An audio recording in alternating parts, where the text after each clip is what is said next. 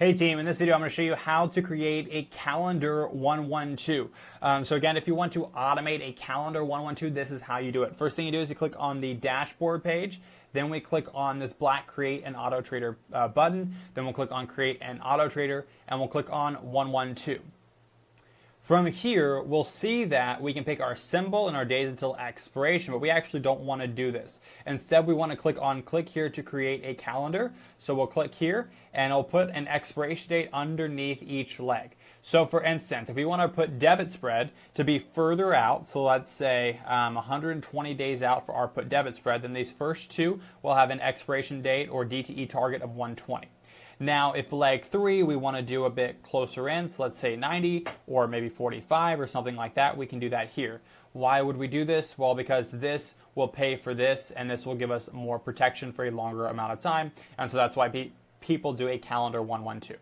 So next, I'll pick how I want to pick these strikes. Again, I can do these all based on delta, based on amount out of the money, however it is I want to structure these strike prices, but each one of these is its own trade leg, and I can set everything as I wish here.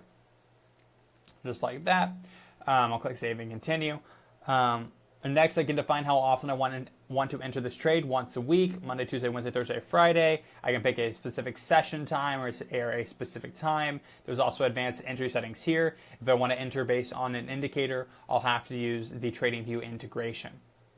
Next, I have my take profit percentage, stop loss percentage, and early management, which means when do I want to close the trade for a profit, when do I want to close the trade for a loss, and if I want to close the trade early, how do I do that? Now again, when the take profit is hit, you can close the entire position, but typically if you're doing a calendar 112, it's because you want to leave the PDS hedge on. So what you'll do is make sure to enable this to PDS hedge.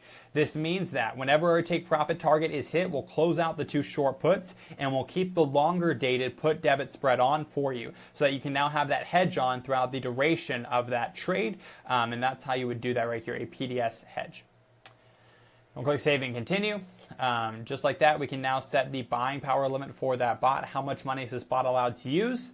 And again, when we're doing that, again, we want to set a limit that can at least cover one trade. But again, it depends on the number of open trades we want. If you want 5 open trades, you'll need enough money set aside for this bot to place 5 trades. And so it seems like right here, each trade is approximately 10,000 for the SPY for this bot. So if I want to do 5 trades, I would need at least $50,000 for this bot. But for this example, let's just say I'm doing 1 trade.